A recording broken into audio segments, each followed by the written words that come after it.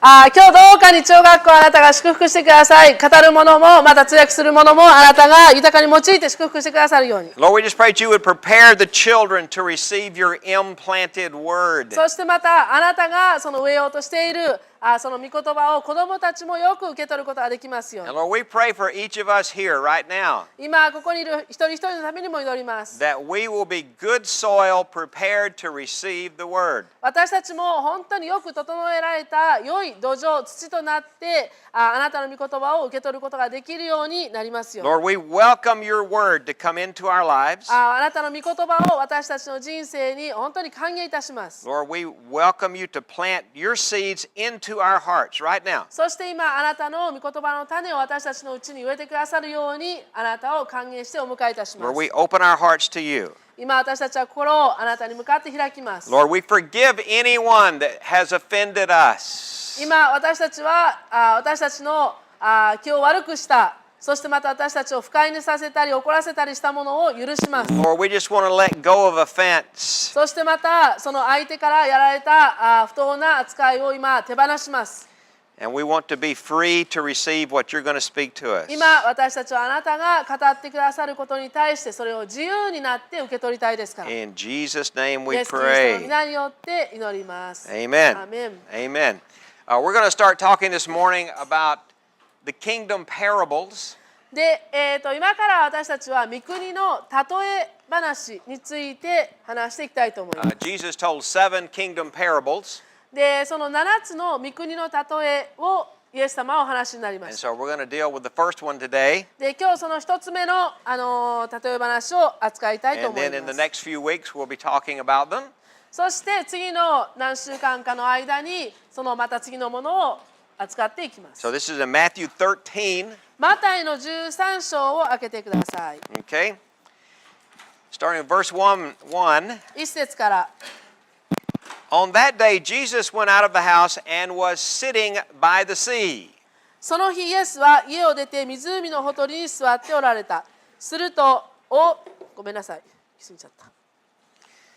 Okay, and great multitudes gathered to him so that he got into a boat and sat down, and the whole multitude was standing on the beach. すると大勢の群衆が身元に集まったので、イエスは船に移って腰を下ろされた。それで群衆は皆浜に立っていた。 Now notice, 2 times it says Jesus was sitting down. で、イエス様が座っておられたっていうのが2度あります。 He sat down to teach. 教えるために腰掛けた。 Everybody else is standing up. で、他の人たちは座っている。ごめんなさい、立っている。 We've got it backwards. 今日私たちは反対のスタイルでやっています。I should sit down every Sunday. You should stand up. Maybe 私がここで座って皆さんが立って御言葉を聞くようにしたらどうでしょうか。 See, you're probably not going to fall asleep if you're standing も up. し立って Okay. たら立ったままうとうとするのは非常に難しくなります。 Shuma-san was yawning before I opened my Bible. で、私が聖書を開く前にシューマさんはあくびしてました。So I said, you should at least wait till I start to preach. それで、いや、メッセージが終わるまでそのあくびちょっと待っといてって言 Oh ったん my ですけ goodness. ど、 Maybe that's why Jesus had everybody stand up. もしかしたらイエス様はそれでみんな立ったまんま、みんなに立たせたまんまお話になったんでしょうかね。 Anyway, とにかく。 I was told in India only old pastors sit down to preach. で、インドに行った時には、いや、年を取った高齢者の牧師だけが座りますというふうに向こうでは言われました。 Okay. When Jesus preached the Sermon on the Mount, he sat down. でもあともう一つ、山頂の水訓っていうね、そのことを教えられた時のイエス様もあそこでは座って教えられていました。 Okay, sometimes our culture and our tradition don't exactly go with what we see in the Word. で、その御言葉の中に私たちが見るその風景と私たちの文化、それから私たちの習慣、そういったものは必ずしもマッチするとは限りません。 Anyway, Jesus sits down. He begins to speak to them in parables. で、ここでイエス様が座ってらっしゃって、そして例え話で話されました。 Verse 2. And great multitudes gathered, well, verse 3. And he spoke many things to them in parables, saying, Behold, the sower went out to sow. 3節、イエスは多くのことを彼らに例えで話して聞かされた。種をまく人が種まきに出かけた。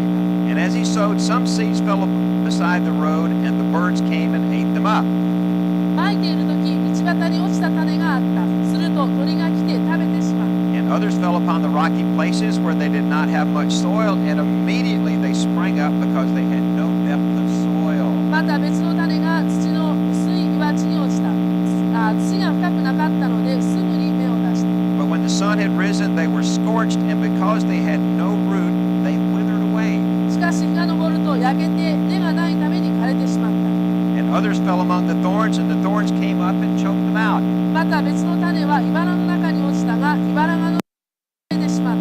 And others fell on the good soil and yielded a crop, some 100-fold, some 60, and some 30. 別の種は良い地に落ちて、あるものは100倍、あるものは60、30倍の実を。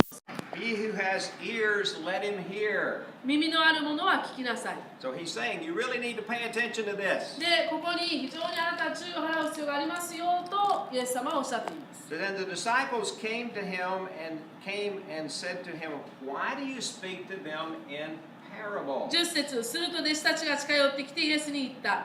なぜ彼らに例えでお話になったのですか？ And he answered and said to them, "To you it has been granted to know the mysteries of the kingdom of heaven, but to them it has not been granted." イエスは答えて言われた。あなた方には天の御国の奥義を知ることが許されているが、彼らには許されていません。 For whoever has to him shall more be given, and he shall have an abundance, but whoever does not have, even what he has shall be taken away from him. というのは、持っているものはさらに与えられて豊かになり、持たないものは持っているものまでも取り上げられてしまうからです。 Therefore I speak to them in parables, because while seeing they do not see, and while hearing they do not hear, nor do they understand. 私が彼らに例えで話すのは、彼らは見てはいるが見ず、聞いてはいるが聞かず、また悟ることもしないからです。 And in their case, the prophecy of Isaiah is being fulfilled, which says, "You will keep on hearing, but will not understand, and you will keep on seeing, but will not perceive." こうしてユダヤの告げた予言が彼らの上に実現したのです。あなた方は確かに聞きはするが決して悟らない。確かに見てはいるが決してわからない。 For the heart of this people has become dull, and with their ears they scarcely hear, and they have closed their eyes, lest they should see with their eyes, and hear with their ears, and understand with their heart, and return, and I should heal them. この民の心は鈍くなり、その耳は遠く、目はつぶっているからである。それは彼らがその目で見、その耳で聞き、その心で悟って立ち返り、私に癒されることのないためである。 But blessed are your eyes because they see, and your ears because they hear. しかしあなた方の目は見ているから幸いです。またあなた方の耳は聞いているから幸いです。 For truly I say to you that many prophets and righteous men desired to see what you see and did not see it, and to hear what you hear and did not hear it. 誠にあなた方に告げます。多くの預言者や義人たちがあなた方の見ているものを見たいと切に願ったのに見られず、あなた方の聞いていることを聞きたいと切に願ったのに聞けなかったのです。 Okay, Jesus explains to them why he has suddenly started speaking in parables. で、突然そのイエス様がここから例え話でお話になられたその理由を語っています。 Okay, this represents a change in his ministry. で、ここからそのイエス様ご自身のミニストリーのこう転換というその変化が見られる。 He wasn't using parables before this. ここの前はまだイエス様はその例え話を使ってはおられませんでした。 Now he's using parables all the time. で、ここから先は例え話の回数が頻回になります。たくさん出てきます。 So Jesus did not use parables to make it easier for them to understand. で、この例え話を使ってその奥義を語ることというのは、その話しているものに聞いているものに対して聞きやすく、分かりやすくするためではありませんで He's した。 actually using the parables to hide things. むしろそれを隠すために、あることを隠すためにこの例え話を使っていたのです。 Okay? He's not going to make it so easy for them anymore. 人々にとってその話を聞いて今までのようにたやすく分かるということはもはやなくなってきた。 You have to go back to chapter 12 to see what happened before he makes this change in his で、 ministry. ここでそのミニストリーの中でイエス様の務めの中でどうしてこういう変化が起こるのかというのはその前の状況を12章で見なくてはなりません。 Okay, he has a major run-in with the Pharisees. で、その12章のところではパリサイ人たちと大きく衝突する場面があります。 They're making accusations against him. で、そのパリサイ人たちはイエス・キリストに対してこう非難をするんです。大きな非難を浴びせかける。 They're seeing miracles, they're seeing healings. で、そのいろんな奇跡を見た、いろんな癒しを見たのにもかかわ They're らず、 seeing the signs that were prophesied that this is what the Messiah will do when he comes. そしてメシアがやってきた時にはこういうことが起こるというその予言の言葉を聞いていて、それらが起こったのを見たのに、 They're doing everything they can to explain it away. そしてそこでこう自分たちの The Pharisees. パリサイ人たちはその自分たちが説明できる限りの説明を使って言い訳を使って They're rejecting what they're seeing, 自分たちが見たことを拒絶していたわけです。 but then they go too far. でもそれ以上のその先まで行き過ぎてしまう。 They cross a line that Jesus says you are not supposed to cross. で、もうこれ以上踏み出してはならないというそういうラインを一線を越えてしまって、そこまでパリサイ人たちは行ってしまう。 Go back to chapter 12. 12章に一度戻ってください。 Okay, they bring a man to him. Verse 22. 22節のところで、ある人をイエス様の前に連れてきます。 Then there was brought to him a demon-possessed man who was blind and dumb, and he healed him so that the dumb man spoke and saw. で、22節、その時悪霊に疲れた目も見えず口も聞けない人が連れてこられた。イエスが彼を癒されたので、その推しは物を言い、目も見えるようになった。 It says, and the multitudes were amazed and began to say, "This man cannot be the son of David, can he?" 群衆は皆驚いていった。この人はダビデの子なのだろうか。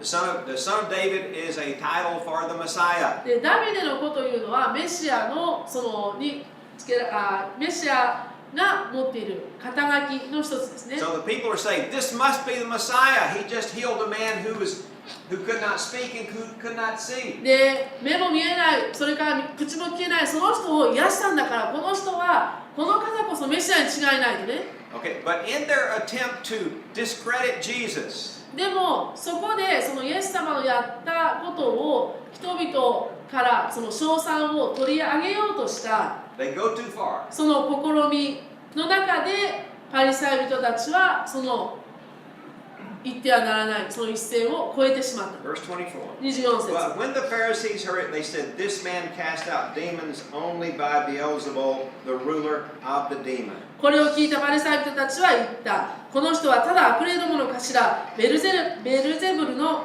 力で悪霊どもを追い出しているだけだ。 And knowing their thoughts, he said to them, "Any kingdom divided against itself is laid waste, and any city or house divided against itself shall not stand." イエスは彼らの思いを知ってこう言われた。どんな国でも内輪もめして争えば荒れ廃れ、どんな町でも家でも内輪もめして争えば立ち行きません。 He says, "And if Satan cast out Satan, he is divided against himself. How then shall his kingdom stand?" もしサタンがサタンを追い出していて仲間割れしてたのだったら、どうしてその国は立ち行くでしょう。 And if I by Beelzebul cast out demons, by whom do your sons cast them out? Consequently, they shall be your judges. またもし私がベルゼブルによって悪霊どもを追い出しているのなら、あなた方の子らは誰によって追い出すのですか？だからあなた方の子らがあなた方を裁く人となるのです。 But if I cast out demons by the Spirit of God, then the kingdom of God has come upon you. しかし私が神の御霊によって悪霊どもを追い出しているのなら、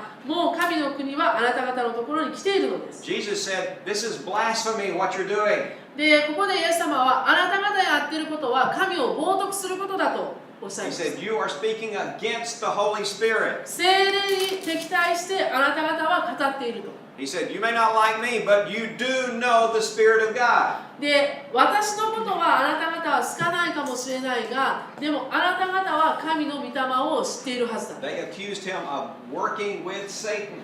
で、そのイエス様のことをサタンにその手を貸して、そして働いているものとね、いうふうに非難しました。 They said what he did was the work of Satan and not the work of the Holy Spirit. で、そのイエス・キリストがやっていたことはサタンの働きであって、これはキリスト、聖霊の働きではないと彼らは言いました。 When this happened, this is when he switched over to using parables.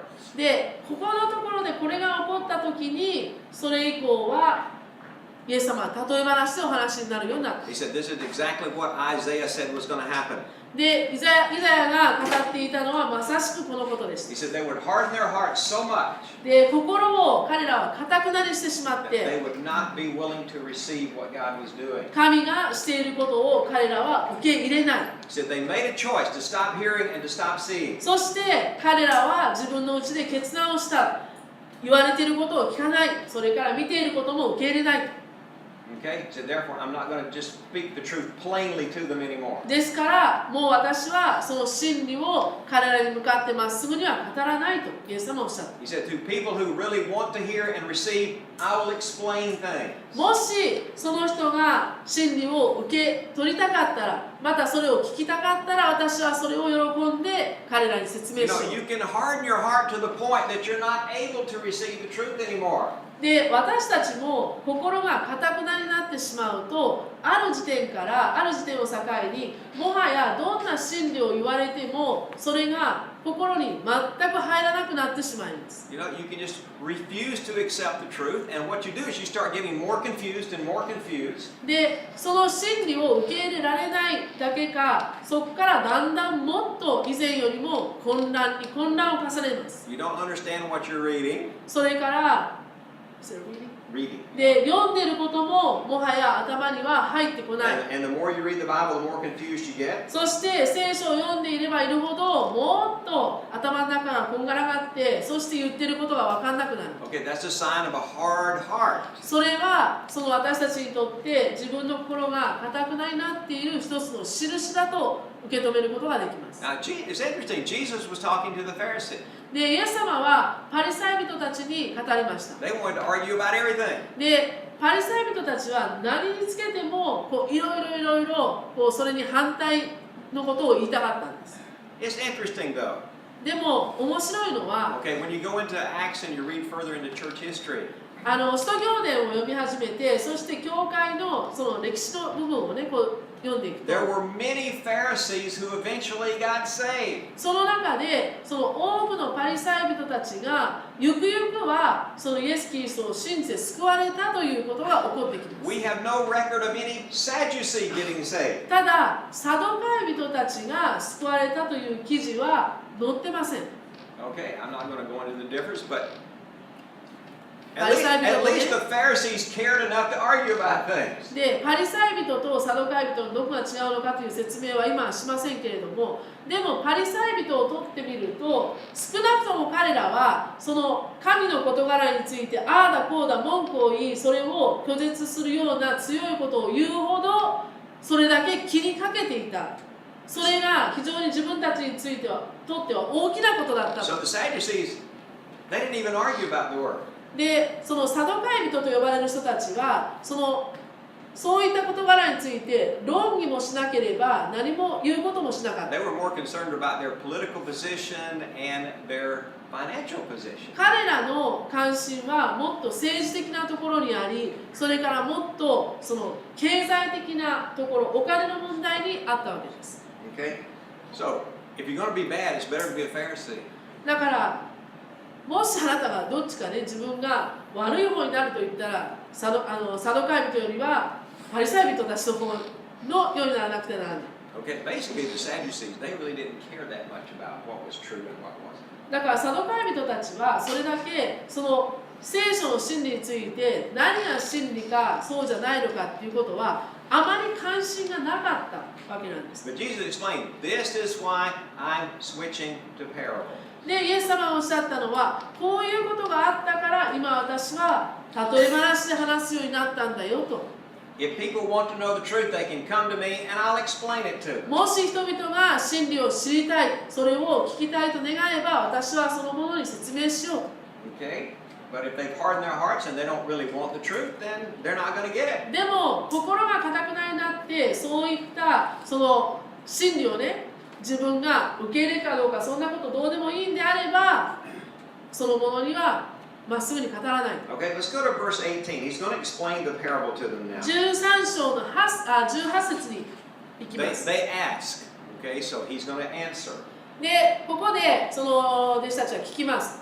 He says, 聞きましたので、だから説明がここで始まります。 Hear then the parable of the sower. 18節ですから種まきの例えを聞きなさい。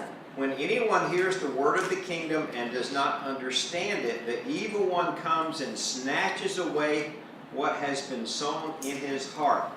This is the one on whom seed was sown beside the road.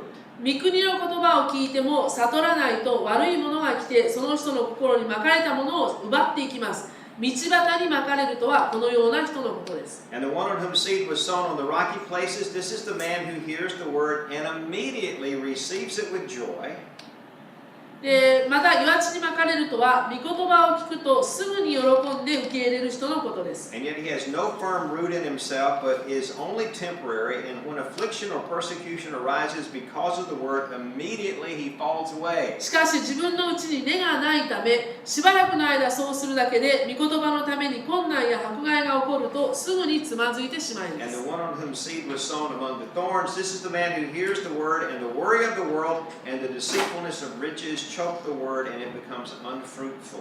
また茨の中にまかれるとは御言葉を聞くがこの世の心遣いと富の惑わしとが御言葉を塞ぐため実を結ばない人のことです。 And the one on whom seed was sown on the good soil, this is the man who hears the word and understands it, who indeed bears fruit and brings forth some 100-fold, some 60, and some 30. ところが良い地にまかれるとは御言葉を聞いてそれを悟る人のことで人の人は本当に実を結びあるものは100倍あるものは60倍あるものは30倍の実を結びます。 Okay, let's compare verse 4 and verse 20. じゃあ4節と20節を比べてみましょう。 Okay, verse 4, the seed that fell beside the road, and the birds came and ate them up. まいているとき道端に落ちた種があった。すると鳥が来て食べてしまった。 Okay, verse 19, Jesus explains that the seed is the word of the kingdom. で19節のところでその種というのは、御言葉の、水路のキングダム The seeds are the words of the kingdom. Yeah, verse 19. words of The words, W-O-R-D-S, words of the 御 kingdom. 国の言葉であるというふうに種というのは御国の言葉であるというふうに言っています。 Okay? It's important to listen to Jesus' explanation because in the next parables he changes things up a little bit. でそのところで注意を払ってよく聞いておいてください。で次の例えではまた少しちょっとギアが変わります。 Okay? Seeds in this parable are the words of the kingdom. でこの例え話の中で種というのは御国の言葉のことです。 Okay, this is the truth that you need to be able to be in the kingdom and to function in it. で御国の中でその御国の中にあなたが存在するためにまたそこで適切に機能していくために必要なものはこの種である。 He says the road or the soil, this is the heart of man. そして道、それから土壌、土ですね。それは人の心にあたります。 Okay, so God is sowing the words of the kingdom and trying to get them into the heart of man. で、その御国の種を神様はまいて、そして人の心に入ろうとします。 Okay, this ground is so hard the seed can't get in. で、この土はあまりにも硬くて、そして種がそこにまかれても入っていかない。 Okay, your heart can get hard. あなたの心も硬くなになり得ます。 When bad thing after bad thing happens.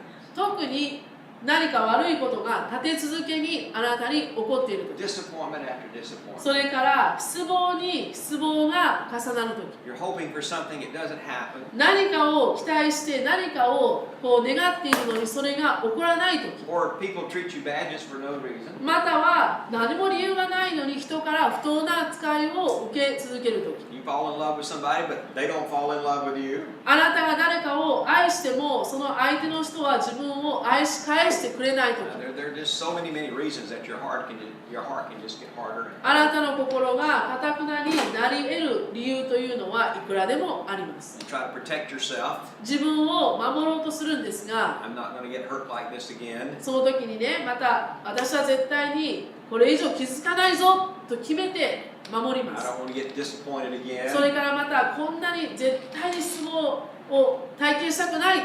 という Just ふうに all 思い kind ま of す。 things can Ma, make your いろんな heart harder and harder and たく harder. さんの要因があって、それからたくさんの理由があって、あなたの心は堅くなになり So 得 it ま makes す。 it very difficult to receive the truth. とすると、真理がそこで心に巻かれたとしても、それがその心の中になかなか入らない。 Okay, in verse 4 it says, the birds come and eat the seed. で、4節を見てみると、ごめんなさい。鳥が来て食べてしまったと書いてあります。 Okay, verse 19 it says, the evil one comes and snatches it away. で、19節を見ると、悪いものが来て、その心に巻かれたものを奪っていきますと書いてあり Okay, ます。 so here birds are equal to the evil one. で、ここで鳥イコール悪いものというふうになります。 Okay, that actually is a title used for Satan, the evil one. で、その悪いものというのはサタンの肩書きでもあります。 In the Lord's Prayer, when Jesus says, pray, deliver us from evil, で、その主の祈りの中で私たちを悪からお救いくださいと書いてあり the ま word す is ね。 the same there.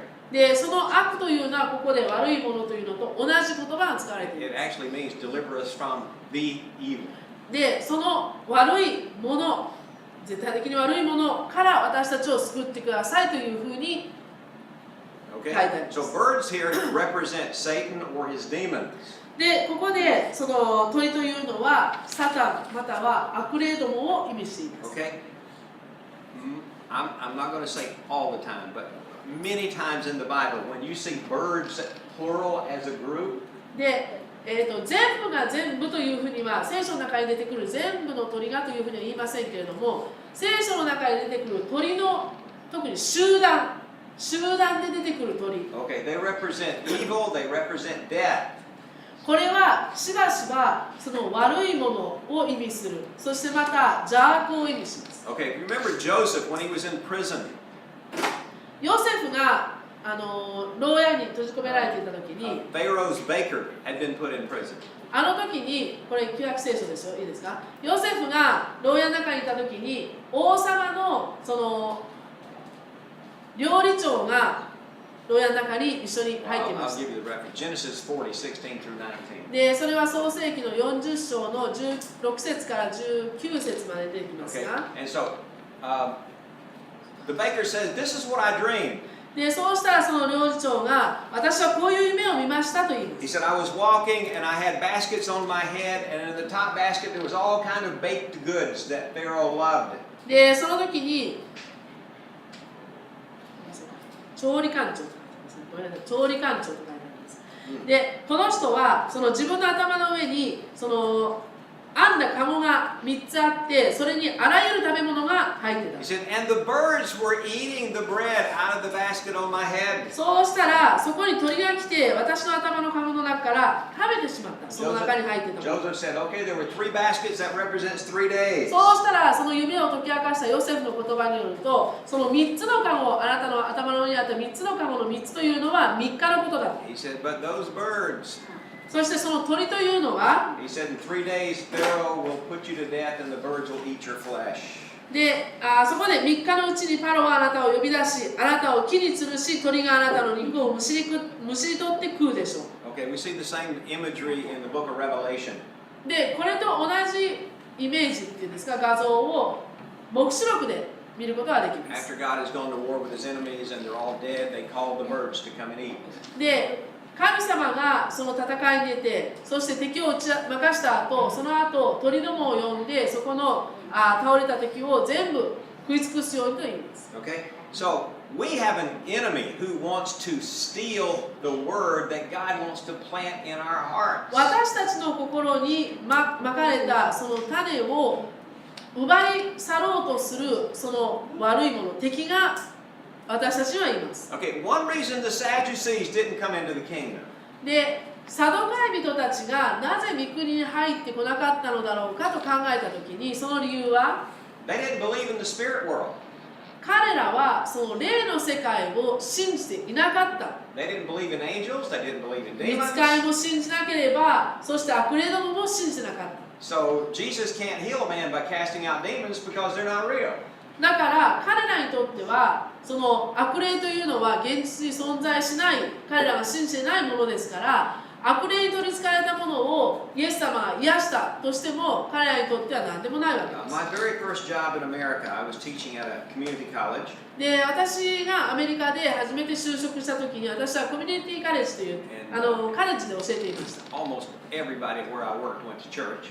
で、私が教えていたその学校の、人たちもその付近の人たちもみんなその頃はどっかの教会に行ってたんですね。 My boss was a pastor. で、私の上司は実に、牧師でした。 But he 牧 was 師でもありま in した。 a church that didn't believe in anything about the spirit world. He didn't believe in the Holy Spirit or demons or anything. Certainly no gifts of the Spirit. 上司が言っていた、所属していたその教会というのは、その霊を信じない教会であって、悪霊も信じない、悪霊もそういうものがいるとは信じてない、もちろん聖霊もいない、それから御霊の賜物とかそういうものも全くないというふうに捉えているところです。 We could agree everybody need to get saved, everybody need to be baptized, but we just didn't talk much about other things. で、上司と話をして、そのキリスト教のことについて話をしても、みんな人は救われる必要がある、ね、そして救いの必要とかそういうことについては話すんですけれども、でもそれ以外のことというのはあまり私たちは話さなかったんです。 So one day he called me to come to his office. で、ある日、そのボスから私はオフィスに来るように呼ばれました。 He told me to close the door so we could speak in private. で、そのプライベートな話がしたいので、ドアを閉めてくれと言って、彼のオフィスに入りました。 He was 言われて very 入りました。 serious, so I thought, oh my goodness, what have I done? で、その表情が非常に深刻な表情をしていたので、私は一体何をやらかしたんだろうかと本当に緊張してそこに立っておりまし He た。 didn't want to talk about school. で、その時の上司は学校のカレッジのことを話したかったのではありませんでした。 He said, you know, I can still remember this conversation because it shocked me so. で、あまりにもその時の会話がショックだったので今でも覚えているんですが、 He said, I never believed in a real devil. で、切り出しがこうだったんですね、会話の。私は今まで悪霊というものは全く信じなかった。 He said, I never believed there really was a being called the devil, and I didn't believe there were really demons. で、その悪霊とか悪魔というそういうものが本当だということ、現実だということを自分は信じていなかったから、悪霊がいるということをもう私は今まで考えたことがなかった。 He said, and anytime I had trouble with my daughter, I would say, let's sit down and just read the Bible, and we would read the Bible and talk about it, and she would be okay. で、今までその娘に問題が起こった時に、また娘との問題が起こった時にはいつも2人で座って、じゃあ今から聖書を開いてその箇所を見てみよう、聖書で何て教えているか見てみようと言って2人でその聖書の言葉をもとに話をすれば今までは大丈夫だった。 He said, when she was young, that's all I had to do was we just look up some scripture and talk about it. で、彼女がまだ小さい時、幼い時にはいつも聖書を開いてそういうふうに聖書の言葉を分かち合って教えてそのことで問題を解決できた。 He said, but something's happened. でも何かがうちの娘に起こったので His す。 daughter got involved with a man who was not a Christian. で、彼女はその娘さんはクリスチャンではない男性と付き合うようになり、 She had gotten into drugs. 麻薬に手を出し、その後 He said she's turned against the family. そしてもう家族に彼女は完全に背を向けた。 I said, honey, let's sit down and see what the Bible says about it. で、私は父親として娘に対してね、いや、一緒にここに来て座って聖書の言葉をもう一回一緒に見てみようじゃないかと。 He said she refused. そしたら彼女はそれは断として、もう頑固として嫌だと。 He said, I think I've lost my little girl. で、私は私の女の子、自分の娘を失ってしまったように感じている。 He said, I've come to believe there really is a devil. このことを通して本当に悪魔という存在がいるということを私は信じ始めましたと。 He said, I'm facing an evil I didn't even believe existed. 今までいるとも信じられなかった、その存在をいるとも信じていなかったその存在を自分は今こうして認め信じざるを得ない。 His whole approach to the Bible had been intellectual. で、今までこの御言葉に対する彼のアプローチは知的なアプローチだったんですね。 He was a very smart man. 非常に頭の切れる人で、He actually loved debate. ディベートって皆さん知ってますか？ So he loved to argue. ね、論争だから、その公の場でこういろいろ論争する、そういうディベートが彼は実際に好き But だ he ったん had で come up against something in his family that his mind couldn't deal with. す。でも、その知性的なものだけではもう取り扱うことのできない何か大きな問題が家族の中に起こって He しま had う。 been deceived about evil. で、今まで悪について本当に欺かれていた。間違った見解を彼は持っていたということに気がつい And た。 he felt like his daughter had met the evil one. そしてその自分の娘が邪悪に出会ってしまってそれに見せられてしまった。 Okay, the Sadducees didn't believe in a real devil or demon either. で、サドカイ人たちもそういった悪霊だとか霊の世界を全く信じていませんでし So た。 they were deceived. だから欺かれていたんです。 Okay, let's go to this second kind of soil. で、2つ目の土壌、土を見ています。 Okay, verse 5 says this is the 5節 seeds that had let's see, fallen on the rocky ground. Yeah, verse 4. Yeah, verse 5. And others fell upon the rocky places where they did not have much soil, and immediately they sprang up because they had no depth of soil. But when the sun had risen, they were scorched, and because they had no root, they withered away. 5節6節また別の種が土の薄い岩地に落ちた。土が深くなかったのですぐに芽を出した。しかし日が昇ると焼けて根がないために枯れてしまった。 Okay, the rocky places, very thin soil. 土の薄い岩地。 Okay, the seed can begin to spread out the roots, but it can't go down. で、芽は出しやすいわけなんですが、根が出たとしても、その根が下まで降りていけないところ。 Okay, verse 20 and 21 says, 20節、21節。 this is the man who hears the word, and in the very beginning, he's excited and joyful about it.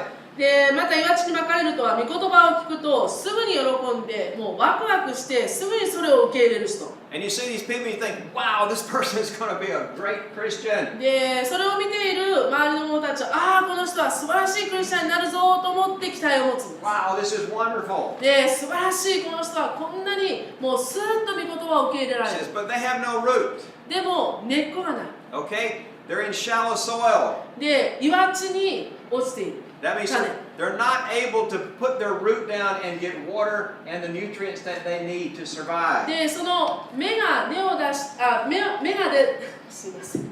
種が芽を出して根っこを張って、そしてこれからサバイバルをするためには、それが岩地であったら必要な栄養も取れない、必要な水も十分ない、そういったところに種が落ちてしまうということです。 Jesus said when affliction or persecution come, they fall away very quickly. そうすると、御言葉のために困難や迫害が起こるとすぐにつまずいてしまいます。 I've seen this happen so many times over the years. で、これは長年の間にもう何度も見たことのある光景です。 When my wife and I were first married, we had a young girl that got saved. で、私と妻が結婚したばかりの頃にある若い女性が救われまし She was so excited about God and wanted her mother to get saved and everybody in her family. た。で、もうその彼女は非常にもう喜んで救われたことに心を躍らせていて、ああ、お母さんも救われてほしい、ああ、私の兄弟も救われてほしいと。 Her name was Shika. で、シャイカさんという Okay?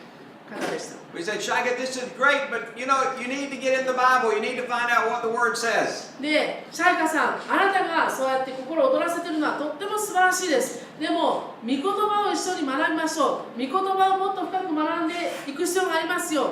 But we couldn't keep Shika in a Bible study. と誘っては見るんですが、でも、バイブルスタディというね、その御言葉を学ぶ機会になかなか彼女をに来てもらうことができない。 She loved music. で、彼女は音楽が好きで She す。 loved parties. それからパーティーも好きで She す。 was very social. 非常に社交家で、そのいろんな人と話をするのが好き She で was す。 always skipping our church because there was something more exciting happening at another church. だから他の教会で何かもっと自分の教会よりも楽しそうなことがあるとすぐにそういうところに行ってしまう。 She always had something else to do. だから他にいろいろ教会に来るよりも他にいろいろやることができて She しま was a high school student getting ready to go off to university. う。で、高校生でこれから大学に行こうとしていた And my 女の子でし wife, た。 my wife tried so hard to teach her the Bible. で、私の妻はそのシャイカに本当に聖書を教えようとね、一生懸命こう誘って Because we 誘っ were て、 very worried about her going off to school. その見て一緒に集まって聖書を学びましょうと言ったんですが、それは彼女がこれから大学に行くことをその先を懸念して今一緒に学びましょうと言ったんで She す。 had no root system.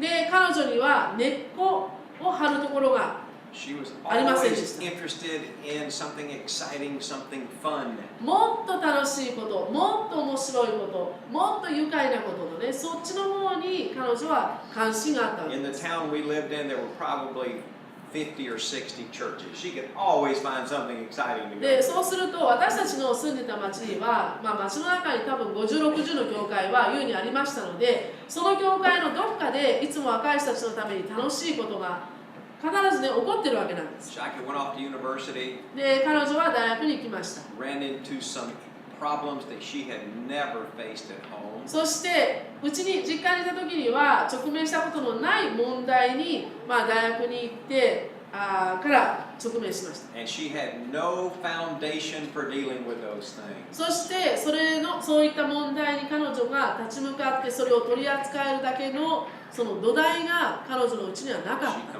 completely fell away. そして完全に神様から聖書から離れてしま We have tried to find her over the years, just like she just disappeared. う。で、もうその後何年間の間にも、今に至るまで彼女を探し出そうと、時々してるんですけども、いまだに彼女がどこで何をしているか私たちには分からない状態です。 Good thing is her mother did get saved. でもそこで一つ良かったことは彼女のお母さんが救われたこと。 And her mother was from a Muslim country.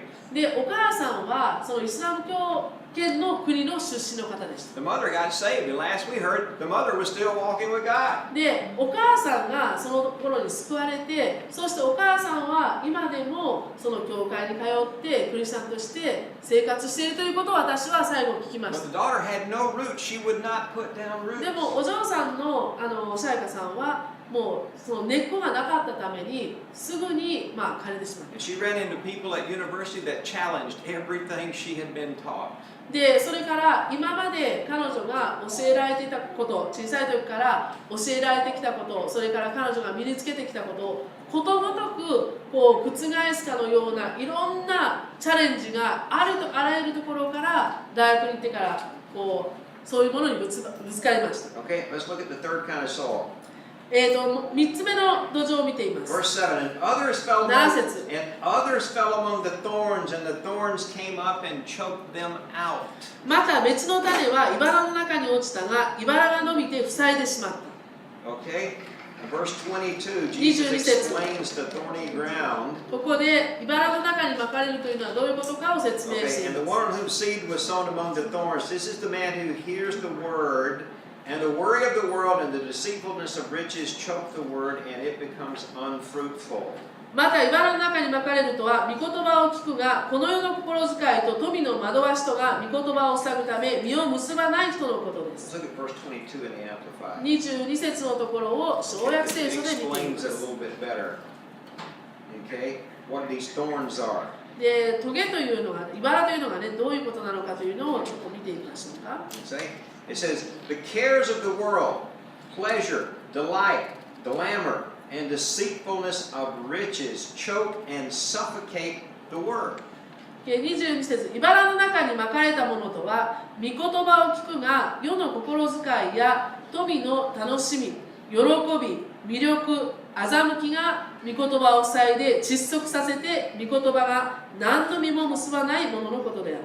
Okay, now this can be both positive and negative thing. で、これはプラスの側面とマイナスの側面が両方あります。 Okay, the cares of the world could be worrying about where am I going to get food for tomorrow. で、その世の心遣いっていうのは例えば明日の糧をどうやって私は稼いだらいいだろうかとそして明日の生活を私たちはどうしたらいいだろうかというそういうことを心配することもあるでしょ You う。 know, those kinds of worries can just choke the word in you. で、そういった心遣いは心配は私たちのうちにある御言葉を完全にこう窒息させてしまう Some ことがある。 people fall away when bad things happen. 何か悪いことが起こるとある人々は神様から離れます。 But some people do great when bad things happen. でも逆に悪いことが起こった時に神様に近づいてすごくよくやってる人も中にはいます。 They're dangerous when the good things happen. で、こっちの人たちのその危険はむしろ良いことが起こった時にあります。 When suddenly they're out of pain and they're enjoying themselves. で、突然痛みから解放された、突然こういうことが起こって素晴らしいその喜びが来た、ね、Pleasures, delights, それから glamorous, exciting things. それから成功した、それから何かやり遂げた、そしてこう快楽を経験した、こういろんなことがあります。 These can suffocate or choke the word. そういった良いこともその人の中にある御言葉を塞いでしまう。だから息の根を止めて窒息させてしまうことがあります。 It says, and they produce no fruit. そしてそこには何の実も結ばないと。 Okay? They're not fruitful. They don't produce anything of value for the kingdom. で、御言葉が窒息、御言葉を塞いでしまうので、そこで御国にとって何のごめんなさい、御国にとってその価値のあるそういった実を何も結 So ばない。 the cares of the world that choke the word, these can be bad things or good things. そうするとこの世の心遣い、心配というものは良い方に傾くこともあるし悪い方に傾くこともある。 But we are called to produce fruit. でも私たちは実を結ぶものになるようにと言われていま Okay, す。 we want to be that fourth kind of fruit, で、 that fourth kind of ground. 4つ目の土壌、土に私たちはなりたいので Jesus す。 calls this the good soil, the good ground. で、これをイエス様は良い土地と言っていますね。 Verse 23. 23節。 And the one on whom seed was sown on the good soil, this is the man who hears the word and understands it, who indeed bears fruit and brings forth some 100-fold, some 60, and some 30. ところが良い地にまかれるとは御言葉を聞いてそれを悟る人のことで、その人は本当に実を結び、あるものは100倍、あるものは60倍、あるものは30倍の実を結びます。 First of all is hear. 最初に聞きます。 Okay? We had trouble with Shaka. We couldn't get her to come hear the word. で、先ほどのシャイカさんの例ですけども、彼女をバイブルスタディに誘っても全然その御言葉を聞く機会に彼女は出てこれなかった。 We knew she wasn't reading it herself. で、私たちが気づいていたのは、彼女がうちでじゃあ一人の時に聖書を読んでるかと言ったら、それはちょっとなさそうだと。 But also she would not come hear us read it and talk about it. でも、じゃあ私たちが読んでそれを教えるからというそういう場にも彼女は出てこなかった。 When I first came to Japan, somebody told me, said, you read too much scripture in church. で、私は日本に来たばかりの時でその、メッセージをした時にある人からこういうことを言われました。リッキーさん、あなたは説教の中で聖書の御言葉を開きすぎです。いろんなところを読みすぎです。 So I said, I know, I can tell you, go home and read Matthew 13, 1 through 23, and 95% of the people will not go home and read those 23 verses. 分かってますよ。でもね、それは私がじゃあこのマタイの13章の1節から23節までをうちで読んできてください。また読んでおいてくださいと言っても 95% の人はうちに帰って聖書を開いてそのマタイここからここまでだと言われた23節を読むことがありません。 I said, that's why I read them in church. だからメッセージの中で教会で一緒に開いて読むんです。 You're at least going to hear it one time. で、少なくとも1回はメッセージの中で言ったら皆さん一緒に開いて読みますよね。 Okay, in Romans it says, how can they believe unless they hear? で、聞かずしてなぜ人は信じることができようかというそういう言葉がローマ書の中にあります。 We hear and believe. 私たちは聞いて信じるというふうに Okay? 言われていま But す。 the person who produces this fruit, they hear and they understand. でもここで実を結ぶ人というのはそれを聞いて御言葉を聞いてそれを悟る理解する人だと言っています。 Okay, the disciples here, when they didn't understand the parable, they asked Jesus, would you explain it to で、 us? この御国の例えを弟子たちも聞きました。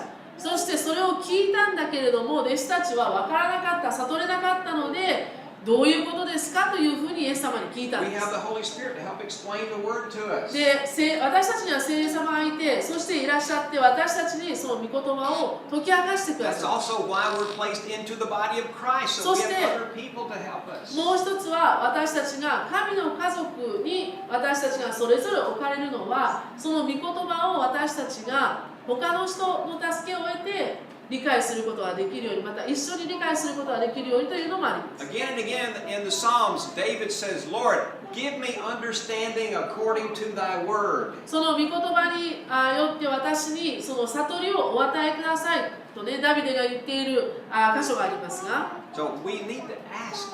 私たちは尋ねる必要があります。 Okay? Now, I have an advantage in English. I have resources that people don't have in Japanese. で、私は今英語で御言葉を読んでいる、それから学ぶものとして日本語ではそこまでは多分ないだろうと思うその恩恵というのを英語ではいろんなそのリソースがあって、いろんな学びだとか、それからいろんなものが出ているので、それを私は受け取ることができるんです We're が、 getting more resources in Japanese. で最近では日本語でもその聖書の学び、それから学びについて、それからクリスチャンの生き方についていろんなところでこう日本語でも出てはいるんです Nothing が、 like we have in English. We have で so もまだ much ま in だ English. 英語に比べると日本語の分量は少ないと思いま I す。 heard a preacher say last year, で、昨年ある牧師がこう言っていました。 he said, if you have a cell phone, で、もしあなたがその携帯を持っているならば、 you cannot stand before God one day and said, I didn't know what your Bible said. スマホがある人にとっては、神様の前に私たちが出たときに、私は神の御言葉を知りませんでしたというふうにはもう言い訳できないと Okay? 言っています。 You probably get 50 English translations 英語だっ on た your ら phone. その50の異なるその翻訳の聖書を自分のスマホにダウンロードしてそれを持ち歩くことが可能なんです。 There are 3 or 4 in Japanese. 日本語でも少なくとも3つや4つの聖書のアプリがあってそれをダウンロードして自分のスマホに持ち歩くことは可能です。 So you can't stand before God one day and say, well, I don't know. I have no idea what you were talking そ about. れで私たちがその聖書、ごめんなさい、神様の前に最終的に立たされたときに、神様そんなことあなた言ってたんですか、私は全然知る由もありませんでしたというふうにはもはや言い訳ができない。 Okay, I want to close by talking a little bit about how the evil one snatches the word of the kingdom away from us. で、その悪いものという先ほどことを言いましたけども、最後に悪いものがどうやって私たちのうちからその御国を取り去っていくことができるのかというその話をします。 Okay, most of us don't need persecution. 私たちのほとんどがその御国を取り去られるのに迫害はいりません。 How many times have your mind wandered since I've been talking? あなたの頭の中で私のこのメッセージ中にどれくらい Yeah, I got your mind off. あなた what we're talking の about. 頭の中でどれだけ他のことにあなたは気が向きましたか、また逆にこういう形にしましょう。あなたの頭の中で私のメッセージ中に私のメッセージ以外のことをどれだけ考えましたか、思いつきましたか。 Okay, I'm not going to have you raise your hand. How つ many いてを挙げて times くださいとね、何を考えましたかと皆さんにお伺いしませんが、 Okay, as a teacher, 教師として I walk around a lot. 私は歩き回って教える方です。 Okay, and if I see a student focusing on me, making eye contact, で、例え and I'm ば talking, 聞いてる学生たちの中で教師の目を見ながら一生懸命聞いてる人が学生がいる。 and then I walk over here, そうすると私がこっちの方に歩いていきます。 and they're still looking over there. でも目はこっちのさっき言ったところをずっと凝視している。 Okay, I know they look like they're paying attention, but で they're not. その注意を払っているようにパッと見ればそう見えるんだけども実はそうでなかった。 Some of you are very professional. You even nod every now and そう then. いう学生がいる。で、時々学生の中でもプロの学生がいて、 Okay. 先生が言ってることをね、さも分かりましたと言わんばかりこうやって Some うなずきながら聞いてる人もいる。 Some people even act like they're taking notes. で、ある人たちはそのノートにいろいろ書き留めてるふりさえもしてい You る。 may be writing down, I need to go to the grocery store when I leave. ね、もしかしたら皆さんのノートちょっとチェックはしませんけど、例えばノートの片隅にね、今日スーパーマーケットに行って買わなくちゃいけないもののリストとかね、今日やらなくちゃいけないことのリストとかね、忘れないうちに書いておこう。 I'll say something and you'll smile and write down bread. ね、例えば私が何か言った時に皆さんね、そうか、パンとね、書いてみたりとか。 call this person tomorrow. で、明日この人に電話しなくちゃいけないからってね、この人に電話と書いておこうと。 I don't want you to turn in your notes. I would probably have my feelings hurt if I saw what で、 people 皆 wrote さんの down. ノートをぜひ提出してくださいというふうに私はお願いしませんけど、むしろそういうノートを見て私は傷つきますから。 Okay? I think probably the number one way the evil one steals the word で、私たちのうちから御国、それから御言葉を悪いものが取り去っていく一つの一番のやり方 is は、 just simple distraction. 単純に本当に邪魔、私たちの思いの中に入る、邪魔っていうんですか。 We take our mind and our eyes off of the word of the kingdom. 御国、それから御言葉から私たちがその目を離してしまうものだったら別に何で And も we いいん put で it す。 on something or someone else. 誰かの方に私たちの注意がいってしまったり、何かの方に私たちの注意を向けてしまったり。 We get distracted the minute the word comes. で、その御言葉がやってきたその瞬間にもう私たちの思いはどっか別のところにフラフラしちゃう。 I'll say something and you'll think about what happened yesterday. で、私が何かを言った途端にあなたの思いの中では、昨日こんなことがあったとね、そういうことを考える。 Or you look across the aisle and you see somebody. またはその教会に今日もこの人が座っているとね、 And you その think, 人の方を見たり I spoke to her last week and she didn't even say hi. でね、先週彼女に声をかけたのに一言も返事がなかったわとね、そういうことを考えたり And then your mind is off and running. Why で、 didn't she い speak to ろ me ん last な week? その思いが私たちの頭の中にこうなだれ込んでくるんですね。 Okay? Or you glance around the room. または部屋の中をちょっとこう静かに見回して、 And you think, my goodness, what is that over there? ね、何All those colors. 派手な装飾はとかね。 What happened? で、何この教会何があったのとかね。 Okay, maybe you can understand this, but you don't understand that, okay? そう、例えばこっちのはそれらしく教会らしく見える絵なので、そうかと思うんですが、何あっちの放射状にこう出ているいろんな色は一体何なんだろうとね。 I had a lady came up to me after church in America. This is before I ever came to これね、 Japan. アメリカから日本に来る前の出来事で、ある人が She said, I cannot worship in this building until you paint the walls.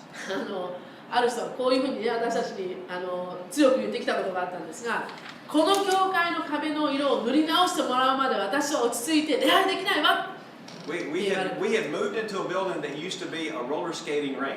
で、その当時私たちが集まっていたところは、向こうで昔ローラースケートがね、盛んで、私たちが滑ったローラースケートリンクを借りてたんです、古いところ。 It looked like a McDonald's. I mean, the walls were painted red and yellow and blue. だから Really, really そ bright の私た colors. ちが来て、そしてローラースケートを楽しむ元リンクだったところは、なんかマクドナルドの親類みたいな建物で赤や黄色やもういろんな賑やかな色でこう囲まれていま She す。 said, I don't know if I can come back to church if you don't paint these walls. でね、その女性は言ったんですね。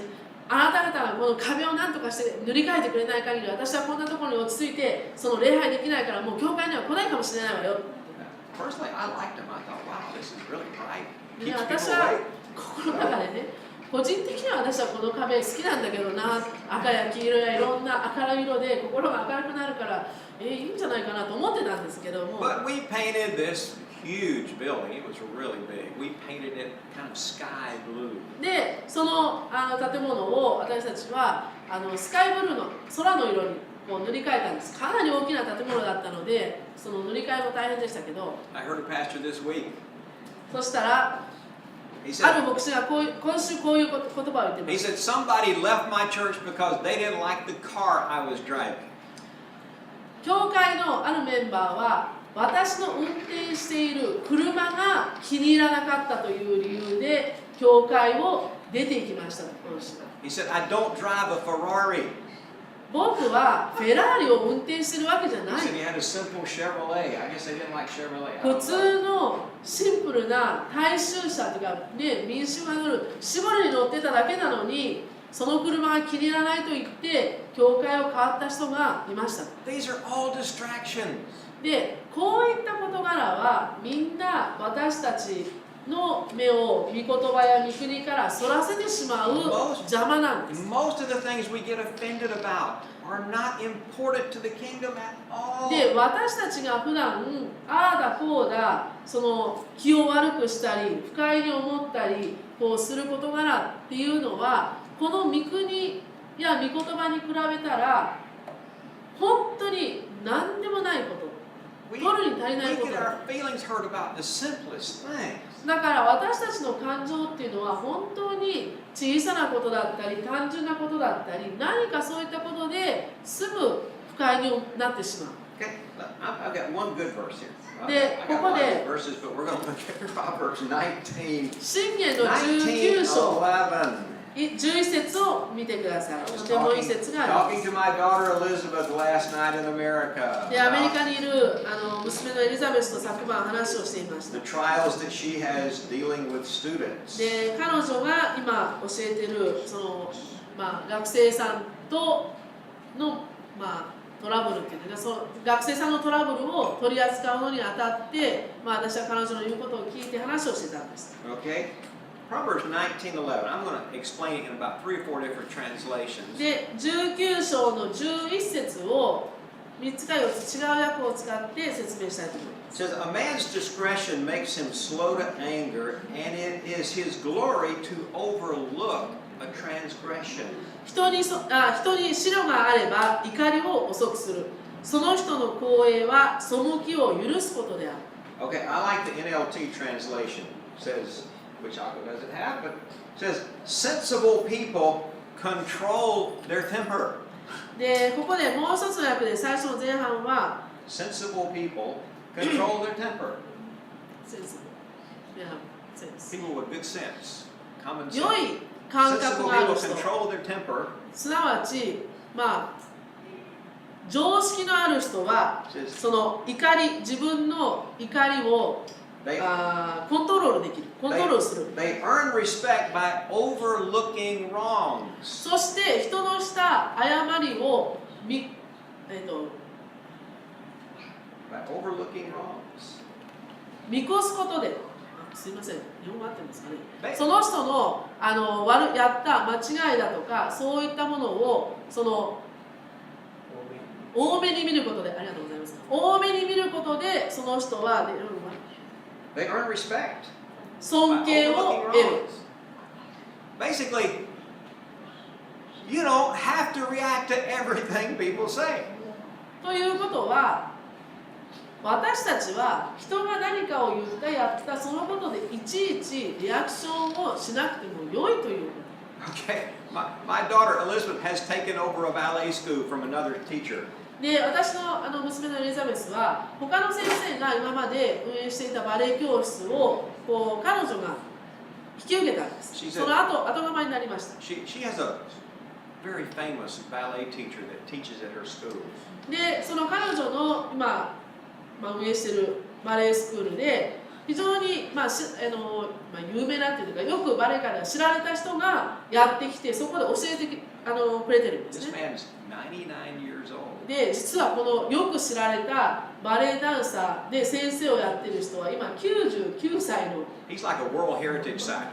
Dance. If I told you his name, you could look him up on the internet. Yeah. He's world famous, and he teaches at Elizabeth's Ballet School. で、本当に名前をよく知られていて、もしこの名前を後で、皆さんにお教えしたら多分インターネットを調べればすぐ出てくる人なんですが、この99歳になるこの方がエリザベスのバレエスクールで教えてくださっている。 Okay? And so people come to that town just to see him. それで彼の顔を見て、そして彼に会いに来るためにその小さな町にわざわざ人がやってくるぐらいなんです。 But last week he threw a little temper tantrum. でもその彼が先週ちょっと怒りました。And Elizabeth said, I don't know what to do. それでエリザベスがどうしたらいいか分かんない So と she, ね。 so she went to talk to the lady who's known this man for 20 years. それでその先生をよく、20年来知っているその別の人がいて、その人にエリザベスは話しに行ったんです。 She said, Elizabeth, just ignore that. He does it every now and then. でそしたら彼女のねアドバイスは、エリザベスそんなのねもう無視しときなさい。時々そういうその時々感触を彼は起こすんだから。You know, forget it. だからもういいわよ、水に流したって多めに見ときなさい。 Okay, first of all, he's 99. She's not going to change him. でね、99歳の人をその30そこそこのね若い人が何を言ったかといってその変えることができるわけではありません。 Okay, but for some people, they can't let go. でも人によっては絶対にもうこれは許すことができない、絶対にこれはもうそんなに多めに見ることはできない Okay, という人がいます。 Amplified says it's your glory to overlook these things. でもここで書いてあるのは英語の小約聖書ではそれらを多めに見ること、背きを許すことはその人の光栄であると言っています。 My goodness, if you're on the internet, you can be offended every second. インターネットを見始めたらもう毎秒もう1秒ごとにいろいろ気分の悪くなる不快なコメントやいろんなことが出てきます。 Then you can react, and then everybody's going to react to you. でそれに対して返事を書いたりとかそれに対してコメントをしていればまた他からそれに対して不快なコメントがどんどん寄せられるんです。 You just have to learn. Let it go. Ignore it. でもそういった Overlook it. ものをもう多めに見る、許す、そして手放す、そういうことが私たちには必要です。 This thing will distract you from what's important. で本当に大切なものが何かということを考えたらそれらのものは私たちはすぐに手放すことができるんです。 Hebrews 12:2 in the Amplified Bible. でヘブル書の12章の2節を今度小約聖書で見てみましょうか。 I like it because it says, uses the word distract, okay? It says, looking away from all that will distract to Jesus, who is the leader and the source of our faith, giving the first incentive for our belief and is also its finisher, bringing it to maturity and perfection. He, for the joy of obtaining the prize that was set before him, endured the cross, despising and ignoring the shame, and is now seated at the right hand of the throne of God. 2節、ヘブル書の12章2節、私たちの心を散らす一切のものから目を背けて信仰の最初の動機を与えられた私たちの信仰の導き手源であり、また信仰を円熟と完成に導く完成者であられるイエスを仰ぎ見ながら走ろうではありませんか。彼はご自分の前に置かれた賞を得るという喜びのために恥をもいとわずそれを無視して十字架を忍び今は神の御座の右に座しておられるんです。 Okay, it says, fix your eyes on Jesus. イエス・キリストに目を留めなさい。 Take your eyes off of everything that distracts you from Jesus. 私たちの心を散らす一切のものから目を背けなさい。